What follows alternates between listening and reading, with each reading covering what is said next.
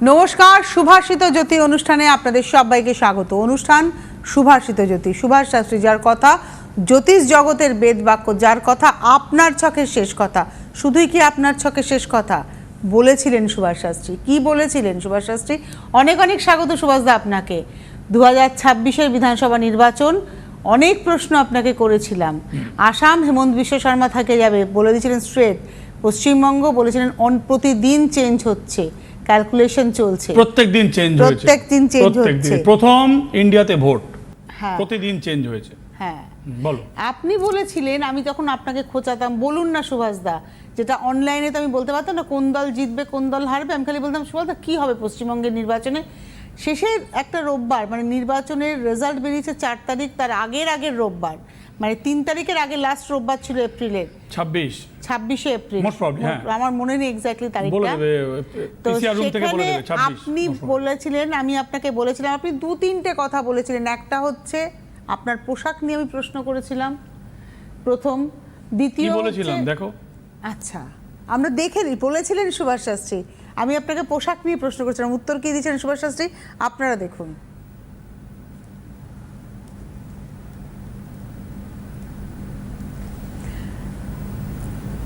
এরা মনে একটা কি বলছে, মানে আজকে তো হাসছি, হাসা যারা আমার মনে হলো আপনাকে প্রশ্নটা করি। না, তুমি করতেই পারো, তোমার প্রশ্ন করার স্বাধীনতা রয়েছে, নিশ্চয়ই তুমি করবে প্রশ্ন। আমার সাথে কোনোদিনও অনুষ্ঠানে তো দেখো আমি কোনো প্রলোভিত মার্কা কথা বলি না, ভয় আতঙ্কের কথা বলি না, জ্যোতিষের বিচারের কথা বলি, জ্যোতিষটা একটু বুঝি তাই বলি। আর তুমি যে প্রশ্ন করলে, কি প্রশ্ন করলে আমি শুনতে পেলাম না। আপনার পোশাকটা আজকে কি বার্তা দিচ্ছে? পোশাক বার্তা দেয়? ডেফিনেটলি পোশাক তো হাসছি তো আমি, এর কোনো উত্তর কি দেব? এর কোনো উত্তর নেই, কিছু উত্তর নাই থাকে, সব কথার উত্তর দিতে হবে, তার কি মানে আছে? ডেফিনেট। সুভাষ শাস্ত্রী পোশাকে বার্তা দিয়েছিলেন। আমি যখন প্রশ্ন করেছিলাম আপনি বলেছিলেন সব উত্তর কি দিতে হয়, কিছু নয়, মানুষ বুঝে নিক। মানুষ বুঝে নিয়েছিল, নাম্বার 1। সুভাষদা, আপনি বলেছিলেন কয়েকটা কথা। একটা হচ্ছে মিটারের কথা বলেছিলেন, আর একটা বলেছিলেন জেলার কথা। যখন রেজাল্ট বেরোচ্ছিল, বিশ্বাস করুন আমার অফিসে সবাই জানে, আমি বলেছিলাম সুভাষদা বলেছিল যে মেদিনীপুর, সুভাষদা বলেছিল উত্তর 24 পরগনা। একবার দেখে নি আপনি কি বলেছিলেন জেলার কথা। সুভাষ শাস্ত্রী বলেছেন জেলা নির্ণায়ক হবে, শুনে নিন আপনারা। এই ভোটে দুটো জেলা, 3টে জেলা মূলত ডিফারেন্স অ্যাটিটিউড প্লে করবে। 3টে জেলা, একটা হচ্ছে মেদিনীপুর জেলা, একটা হচ্ছে মুর্শিদাবাদ জেলা, আর একটা হচ্ছে উত্তর 24 পরগনা জেলা। মিলিয়ে নাও, দুটো ভোট হয়ে গেছে, দুটো জেলার ভোট হয়ে গেছে, আর উত্তর 24 পরগনা বাকি আছে। সম্পূর্ণ ডিফারেন্স অ্যাটিটিউড প্লে হবে। আচ্ছা, হ্যাঁ।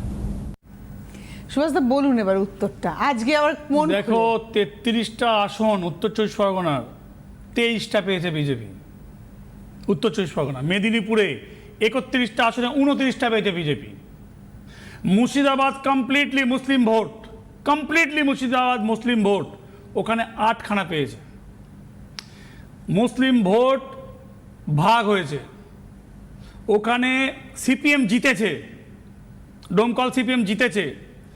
দেখো, আমি বলেছিলাম 294টা আসনের ডেট অফ বার্থ তো আমার কাছে তো নেই, সত্যি কথা, ঘটনা। শাসক দলের সবার ছিল, শাসক দলের আমি তো 15 বছর ধরে কাজ করেছি, থাকবেই তো আমার কাছে।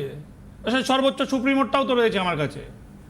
আমি তো বলেছি, তুমি তো বলেছিলে হাতে হলুদ সুতো কি কাজ করবে সুপ্রিমোর, তুমি বলেছিলে তো। হ্যাঁ, আপনি বলেছেন। আমি বলেছিলাম করবে না। পিতৃদোষ অ্যাক্টিভেট আছে, সাড়ে সাতি চলছে শনি, মেষ রাশিতে সাড়ে সাতি চলছে, শনির সাড়ে সাতি এবং পিতৃদোষ অ্যাক্টিভেট আছে, ওইখানে আর হলুদ সুতো এবছর কাজ করবে না।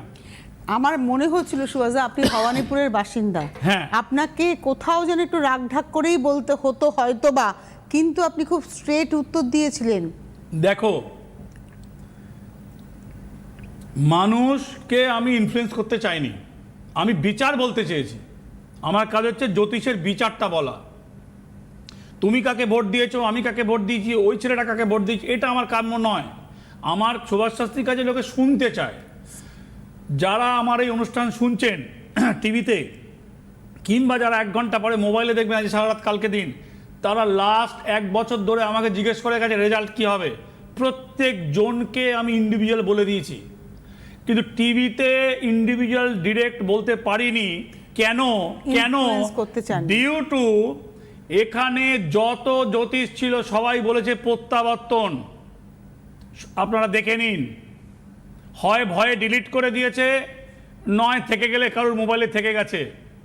প্রত্যাবর্তন বলে দিয়েছে তারা।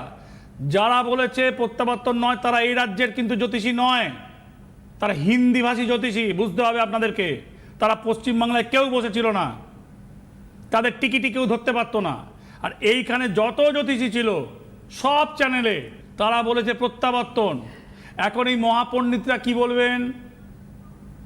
আমার প্রশ্ন হচ্ছে, আপনি মাননীয়া যিনি সুপ্রিমো ছিলেন ওই দলে, আছেন আর কি, আছেন, সুপ্রিমোই আছেন, সুপ্রিমোই আছেন, মাননীয় আছেন, হ্যাঁ মাননীয়া, তার বাড়ির মুখ্যমন্ত্রী নেই, খুব প্রাক্তন, কাছে, তার বাড়ির পাশে, আমি যুবরাজের বাড়ির কাছে। দেখো, আমি ওনার হরোস্কোপ দেখেছি, আমি ওনার হাত জানি, ছক জানি, ডেট জানি, টাইম জানি, আই নো এভরিথিং। আমি কোনোদিনও বলেছি? মানে গুগলেরটা দেখে বলেননি? কি গুগলেরটা দেখে? ফেস টু ফেস দেখে বলছে কি গুগল? মানে গুগলে যারা দেখেছে তারা কিছু জানে না। ভুল হবেই, ক্যালকুলেশন ভুল হবে কেন? ওনার নিজেই উনি কনফিউজ ছিলেন ডেট অফ ইয়ারটা নিয়ে। উনি নিজের ডেট অফ ইয়ার নিয়ে উনি কনফিউজ, আমি জানি সেটা। 53, 54 না 55 কনফিউজ, আমি জানি। আমি ডেটের সাথে ক্যালকুলেশন করে সেটা বের করেছিলাম।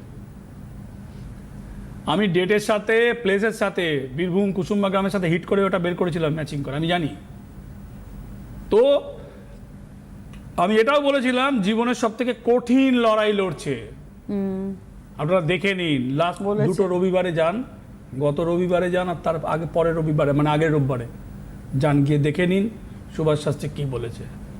আর আপনারা অলরেডি জানেন যে যেসব জ্যোতিষীরা হাওয়াবাদ জ্যোতিষী, হাওয়া মোড়ক, তারা সবাই বলেছে প্রত্যাবর্তন।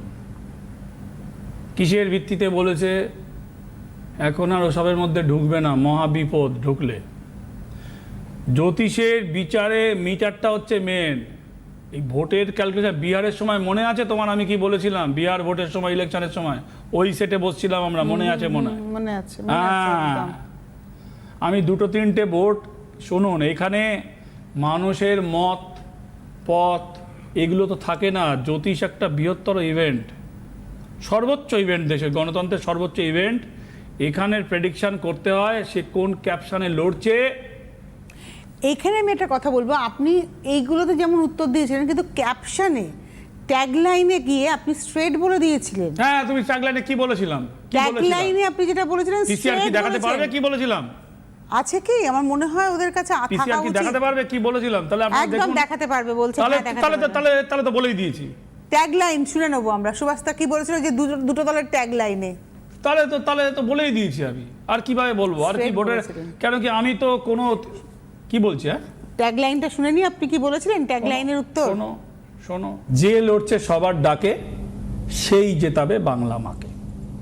এটা ট্যাগলাইন অফ তৃণমূল। বিজেপি একটা ক্যাপশনে লড়ছে, পাল্টানো দরকার, চাই বিজেপি সরকার। এই দুটো ক্যাপশনকে আমি আমার জ্যোতিষ বিচারে, গ্রহের বিচারে, সংখ্যাতত্ত্বর বিচারে, ভাইব্রেশনে, এর কম্পাউন্ডিং কী হয় তার বিচারে, মানে কম্পন যাকে বলছি আমি, কম্পনের বিচারে, কম্পাউন্ডিংয়ের বিচারে, সব দিক থেকে 2 নম্বর ক্যাপশনটা এগিয়ে আছে।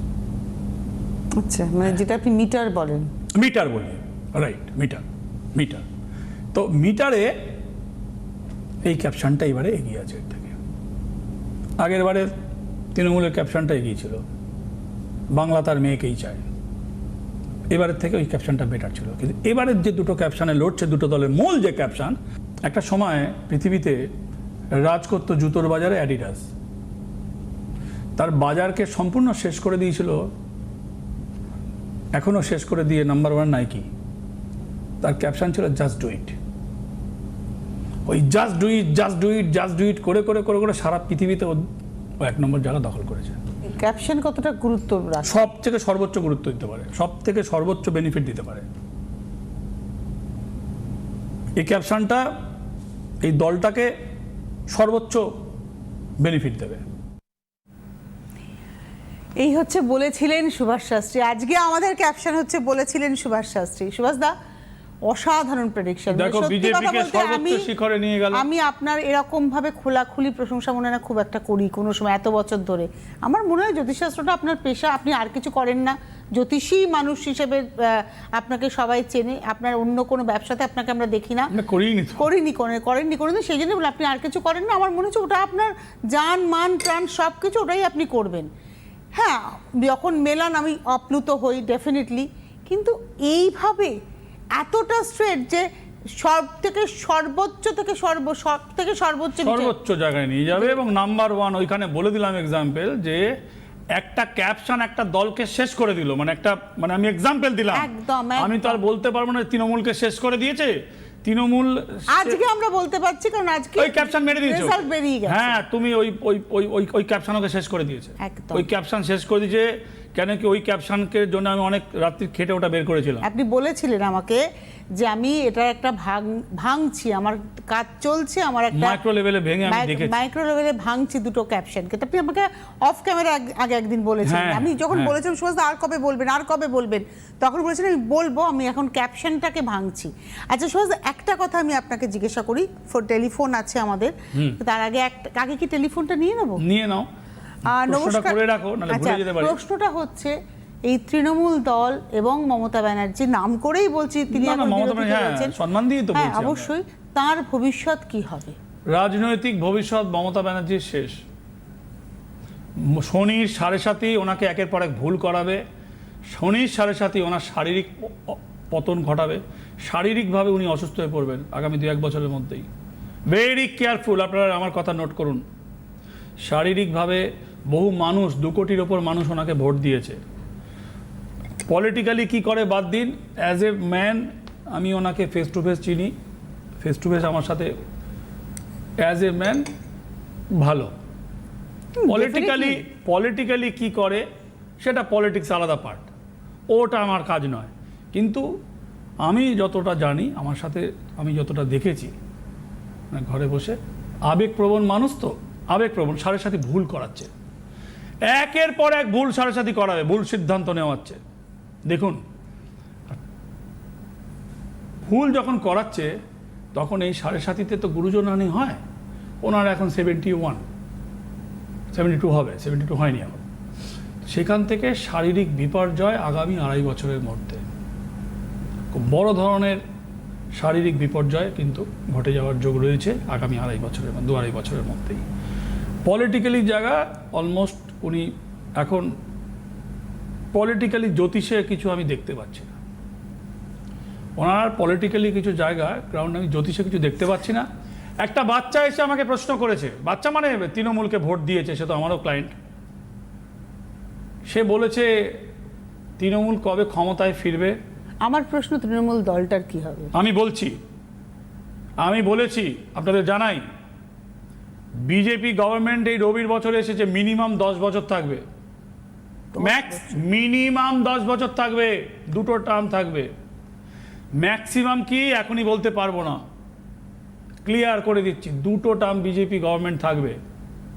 3 নম্বর টার্মের কথা, টার্মটার কথা আমি এখনই বলতে পারবো না, আই এম নট শিওর। আমি যা দেখেছি রবির সংখ্যা 10, 1, 26 to 36, 2টো টার্মে গেড়ে বসে থাকবে।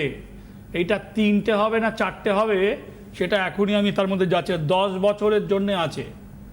ছেলেটা হতাশ হয়ে গেল, কারণ যে 2 কোটি মানুষ ভোট দিয়েছে তারাই মমতা ব্যানার্জিকে দেখেই ভোট দিয়েছে, অস্বীকার করার কোনো জায়গা নেই। আমি ওনাকে যতটা চিনি ব্যক্তিগতভাবে খুবই আবেগপ্রবণ, এই আবেগ ভুল করায়, শরীর ভুল করায়, এই 7.5-তে এইটা হয়েছে, পিতৃদোষ অ্যাক্টিভেট রয়েছে, সেটা বুঝতে পারেনি, কিন্তু যার জন্যে হলুদ সুতোটা কার্যকরীও হয়নি।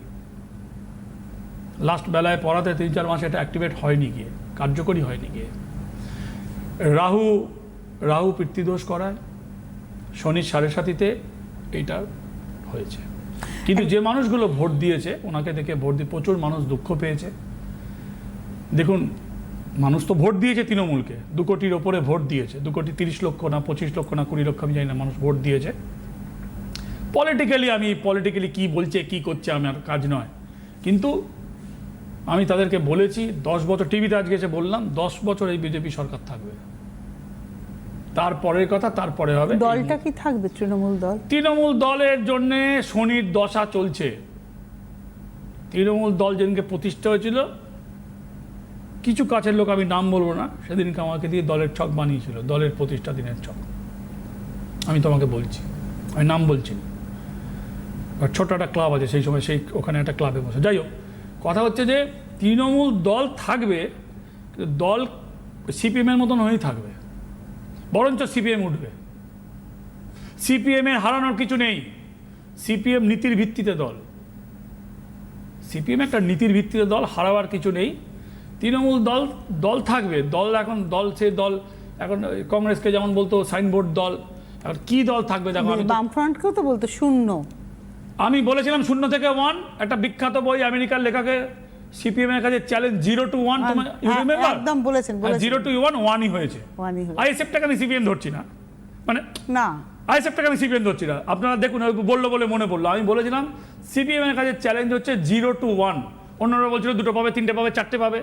0 to 1 একটা বিখ্যাত ফেমাস বুকস আছে একটা আমেরিকান আর্থারের, তো 0 to 1 একটাই পেয়েছে সিপিএম, মানে একে গেছে না। আমি বলছি সিপিএম কে তো প্রচুর হেয় করতে হয়েছে যে বামপন্থীরা শূন্য। দল থাকবে, দল থাকবে, দল থাকবে না তো যাবে কোথায় এগুলো? সিপিএম তো আরে তৃণমূল দল থাকবে না, তৃণমূল কোথায় যাবে কোথায়? আর অভিষেক ব্যানার্জির ভবিষ্যৎ, অভিষেক ব্যানার্জির ভবিষ্যতের ছক আমি দেখিনি অভিষেকের ছক কোনোদিনও। আমি মমতার জানি, মমতা ব্যানার্জির ছক জানি, আমি অভিষেকের ছক দেখিনি। একজন মহাপণ্ডিত ইউটিউবে দেখছিলাম, সে বলেছে অভিষেকের ছক দেখেছে 27-এ মুখ্যমন্ত্রী হবে। সে বেচারিগুলো একটা পডকাস্ট করেছিল কারোর সাথে, একটা ছেলের সাথে, সেগুলো ছড়িয়ে নেবে না কি করবে আমি জানি না। কে বলেছিল? বলেছিল একজন মহাপণ্ডিত, নামের আগে পণ্ডিত লেখে, হ্যাঁ, পডকাস্টে সে বলেছিল যে, ইউটিউবে রয়েছে আপনারাও দেখতে পাবেন, 27-এ মুখ্যমন্ত্রী হবে। এখন তার চেম্বারে আদৌ একটা লোক যাবে কিনা তাকে দেখাতে, আর নাহলে ছড়িয়ে নেবে কিনা, সে এখন সেই তাল করছে। এটা তো স্বঘোষিত জ্যোতিষীরা তো প্রচুর কিছু বলেন। স্বঘোষিত জ্যোতিষীরা বলে দিচ্ছে, কিছু জানে না। ফেসবুকে 4th মে সকালবেলার ফেসবুকে এক ভদ্রমহিলা গায়ে একটা গেরুয়া পরে ওই নামাবলী টাইপের জড়িয়ে, মাথায় এরকম বড় তিলক, গলায় 3-4টে রুদ্রাক্ষের মালা পরে বলেন আজকে এখন গণনা শুরু হয়েছে, দিদি ফিরে আসছে। দিদি কিছুই জানে না। ও ভাবলো বোধহয় ওই দিনের ক্রিম খেয়ে কিছু রোজগার হবে ওর কিছু। দেখো ভাই, আমি কিছু রোজগারের অপেক্ষায়, আমি তো বলতে পারতাম অভিষেকের ছক দেখেছি, বলতে পারতাম তো। আমি কি বললাম? আমি কোনদিন অভিষেকের চোখ দেখিনি। ওর ভবিষ্যৎটা বলতে আমি জানি না তো, আমি কি করে বলবো? আমার তো কোনো রকম সাজিয়ে গুজিয়ে মিথ্যা কথা বলার কিছু নেই। কি পেতে পারি আমি, আর বলো তো এখান থেকে? আমার জ্যোতিষে কি পাওয়ার আছে, নতুন কি পাওয়ার আছে তুমি বলো আমাকে। অসাধারণ প্রেডিকশন করেছিলেন সুভাষ দা, সিরিয়াসলি। মানে দ্বিতীয় স্লোগানটা বেশি ভারী, দ্বিতীয় ট্যাগলাইন ভারী কথাটা ইউজ করেছি, সর্ব থেকে সর্বোচ্চ স্তরে নিয়ে যেতে পারে। বাস, আর কি বলবেন একটা মানুষ? না, আর কিছু বলার নেই। এখানে বসে একটা টেলিফোনে বন্ধু আছেন। নমস্কার, কে রয়েছেন? নমস্কার ম্যাম। নমস্কার স্যার, আমার প্রণাম নেবেন আপনি। জয় হোক, বলো। হ্যাঁ স্যার, আমি কোচবিহার থেকে বলছিলাম। কোথা থেকে বলছেন একবার বলুন? কোচবিহার থেকে। না, কি নাম? আমার নাম অরুণাংশু। টাইমটা দেখাও বাবা, ছোট করে বলো। স্যার, আমি আমার দিদির সম্পর্কে জানতে চাইছি। দিদিকে দেখিয়েছিলাম, আপনি দিদিকে প্রতিকার দিয়েছিলেন, তারপরে দিদি খুব ভালো ছিল, সুস্থ ছিল। বলো। আর তারপরে দিদির 2টো বেবি হয়েছিল, এবং কিছুদিন আগে আমি আর মা গিয়েছিলাম, আমার পিতৃবিয়োগ হয়েছিল। শিলিগুড়িতে? হ্যাঁ স্যার। আপনার দিদিকে দেখিয়েছিলেন? আমাকেও দেখিয়েছি, দিদিকেও দেখিয়েছি। আচ্ছা, তারপরে দিদির একটা সমস্যা হয়ে গেছে কি, কিছুদিন আগে মানে দিদিকে দেখানোর পরে স্যার যা দিয়েছিল সব নেওয়ার পরে দিদি ভালো ছিল, আমার জামাইবাবু খুব ভালো হয়ে গিয়েছিল, সব ভালো ছিল। কিন্তু কিছুদিন আগে ওনার শাশুড়ি, মানে স্যার যেটা বলেছিল দিদিকে একটা জায়গায় রাখতে বলেছিল জিনিসটা বিছানার নিচে, সেটা ওনার শাশুড়ি সরিয়ে দিয়েছে ওখান থেকে, বের করে নিয়ে। ওই দেখো, নিজের লোক শত্রু হলে কি হয়? আজকে একটা এপিসোড করলাম, নিজের লোক শত্রু হলে কি হয়। তারপরে কি হলো একটু শুনে নিন সুভাষ দা। তারপরে থেকে দিদির উপরে অশান্তি মাত্রা আরো বেড়ে গেল, জিনিসটা খুবই কষ্ট দিচ্ছে, খাওয়ার কষ্ট দিচ্ছে। জামাইবাবু তো কাজের সূত্রে বাইরে থাকে সবসময়, বেশিরভাগ ক্ষেত্রে। তো জামাইবাবু যতক্ষণ বাড়ি আছে ততক্ষণ ভালো আছে। মাদার ইন ল ম্যানিপুলেট করছে, বুঝতে পেরেছি। এবার মানে খুবই কষ্টে আছে সে। মানে যতদিন সুভাষদার নিয়মটা আপনারা মেনেছিলেন ততদিন আপনার দিদি খুব ভালো ছিল। রেমেডিটা বিছনার তলায় ছিল, গদির তলায় ছিল। একটা ভুল হয়েছে, মিস্টেক হয়েছে একটা, কি জানো তো? গদিটা কেটে ঢুকিয়ে দিয়ে সেলাই করে দেওয়া উচিত ছিল। হ্যাঁ না দিদি, আপনি বলেছিলেন যে যখন দিদি আমাদের আসবে আবার ওটা নিয়ে আসতে, তো দিদি আমাদের এখানে আসলে বুঝতে পারছে না, না, না, ওটাকে সেলাই করে দিলে তাহলে কারোর নজরে আসতো না। না উনি বলছেন আপনি যেহেতু আবার আসার সময় বলেছিলেন যে যখন আবার আসবে তখন নিয়ে আসবে জিনিসটা, তাই জন্য উনি হয়তো সেলাইটা করেননি। আবার সেলাই খুলে নিয়ে আসতো কোনা করে রেখে, তার কি করতে পারি? এখন তো জিনিসটা সরে গিয়ে বেকায়দায় পড়ে গেছে। তো এখন কি আপনি চাইছেন? যখন দিদি ঘরে থাকেন না, উনি গিয়ে ওনার দিদির জিনিসপত্র কোথায় কি আছে সব খুঁজে খুঁজে দেখেন। ও, দিদি নিজের ঘরে রেখেছেন। এতটাই ডেঞ্জারাস। কি করবো বলো, আমি তো আর শাশুড়িকে ফেলে দিতে পারবো না, মেরে ফেলতে পারবো না, কিছু করতে পারবো না। আমি কি আপনি কি চাইছেন এখন? আমি দিদির সম্পর্কে আবার একটু জানতে চাইছি, এবং কিছু যদি এই মুহূর্তে করা যায়। না, এখান থেকে শোনো, এখান থেকে করার মতন কিছু টিভিতে কিছু বলা যাবে না।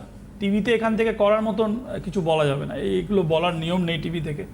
দীর্ঘদিন চ্যানেলে বসছি, কিছু নিজস্ব কিছু দায়বদ্ধতা থাকে, কি বলা যায় আর কি বলা যায় না। এক, দুই হচ্ছে যে দিদি যে রেমেডি দিয়েছিলাম ভালো ছিল, রেমেডি সরে গেছে, সরিয়ে নিয়েছে, বেকায়দায় পড়েছে। শাশুড়ি the number one jealous and enemy, and how to protect, তার জন্যে রেমেডি দিতে হচ্ছে। এলে চেম্বারে কথা হবে, এখন দিলে কাজ হবে কিনা দেখে কথা বলতে হবে এখান থেকে। আর এটার সম্বন্ধে জেনে লাভ হবে না। কেন লাভ হবে না? ওটা ছিল ভালো ছিল, সরে গেছে। চোখে চশমা ছিল, দেখতে পাচ্ছিলাম, চশমা চুরি করে নিয়েছে, আর দেখতে পাচ্ছি না। তো এইখানে আর বিচার কি? আবার চশমা দিতে হবে, ওই পাওয়ারে কাজ হবে কিনা, এটাই প্রশ্ন। এটার জন্য আপনাকে চেম্বারে আসতে হবে। এটার আর জেনে কি হবে বলো না তুমি? ও তো বলে দিচ্ছে যতদিন ছিল ভালো ছিল, সরিয়ে দিয়েছে, নেই, শাশুড়িই করেছে। তো আইডেন্টিফাইড যে করেছে, আইডেন্টিফাই এনিমি। এনিমি কথাটা আমি ইউজ করলাম না, হুইজ সি আইডেন্টিফাইড। তো ঠিক আছে, যেটা বলছিলাম, যেটা আমি তোমাকে বলছিলাম যে দেখো, আমি জ্যোতিষে পার্সোনাল যখন কেউ আসে, কোনোদিনও বলেছি এটা হবে, আপনি আমার কাছে আসুন? একে আপনি বললেন ডিউটি, এর আপনি প্রতিকার একবার করেছি, ভালো ছিল, নিয়েছে, মানে পালিয়ে গেছে না, চুরি করে নিয়েছে, খারাপ আছে। আর এখানে আর কি হতে পারে? এখানে আবার দেখতে হবে যে ওইটাতেই কি কাজ হবে না অন্য ফর্মুলায় যেতে হবে। ওই ফর্মুলায় গেলে আবার তো চুরি করে নেবে। ওকে, বিছনার তলা থেকে মাল বের করে নিয়েছে, ও তো না থাকলেই ওর শাশুড়ি বিছনার তলা হাতাবে। ওই ফর্মুলাতে তার কাজ হবে না। ডিফারেন্স ফর্মুলা আদৌ কাজ হবে কি হবে না, দিস দ্য কোয়েশ্চেন। পরিষ্কার কথা। আর কি করা যায়? আর কি করা কি যাবে কিনা, আদৌ করা যায় কিনা, উপকৃত হয় কিনা। তো যাই হোক, যেটা বলছিলাম সুভাষদা, আমরা আজকে বলেছিলেন সুভাষ শাস্ত্রী এপিসোড করলাম, তার কারণ 2026-এর নির্বাচনের ফলাফল সুভাষদা বলেননি বিজেপি, কিন্তু বলেছেন পাল্টানো দরকার, চাই বিজেপি সরকার অনেক ভারী, সর্বোচ্চ বেশি ওয়েস্ট বেঙ্গলে বসে যেখানে প্রত্যেকটা জ্যোতিষী হাওয়া মোড়গের মতন কথা বলছে। জ্যোতিষ ভুলে যাও, প্রত্যেকটা জ্যোতিষী তারা কি বলছে? কোন জ্যোতিষীয় কথা বলেছে? তারা প্রত্যাবর্তনের কথা বলেছে। এক না, আপনি তো ডেট ওয়াইজ বলেছেন। আমি প্রত্যেকটা দিন বলেছি। আপনি 4 তারিখের কথা বলেছেন, আপনি 7 তারিখের কথা বলেছেন। 7 তারিখে ওনাকে রিজেক্ট করে দিল রাজ্যপাল, 8 তারিখে মুখ্যমন্ত্রী ঘোষণা হয়ে গেল। তুমি দেখো, এটা কি লজ্জার ব্যাপার না? বরখাস্ত হতে হলো একটা ক্যাবিনেট মিনিস্টারকে। এটা খুব খারাপ হলো পরে, এটা খুব খারাপ। এটা আপনি বলেছিলেন, আপনি আমাকে বলেছিলেন। তুমি ডেটগুলো দেখো, আমরা কালকে আরেকটু এগুলো পয়েন্টগুলো ধরবো। অবশ্যই। 4 মহানাস তুমি শুনে নেবে, আমি জানি না। আমি আপনাকে একটা প্রশ্ন করেছিলাম, আমার মনে পড়ছে অনুষ্ঠানের একদম শেষে ছিল, প্রবাবলি রাহু কি গেম চেঞ্জার? উত্তর আপনি দিয়েছিলেন। অবশ্যই আজকের হাতে সময় নেই, মায়ের নির্দেশ, গুরুদেবের আশীর্বাদে তার এই পথে হাঁটা, এবং অবশ্যই আপনাদের ছকের শেষ কথা সুভাষ শাস্ত্রীর কথা হয়ে ওঠা।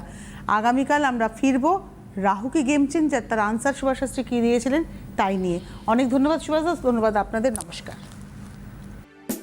জ্যোতিষ হল বেদের অঙ্গ, আর সুভাষ শাস্ত্রীর কথা জ্যোতিষ জগতের বেদ বাক্য।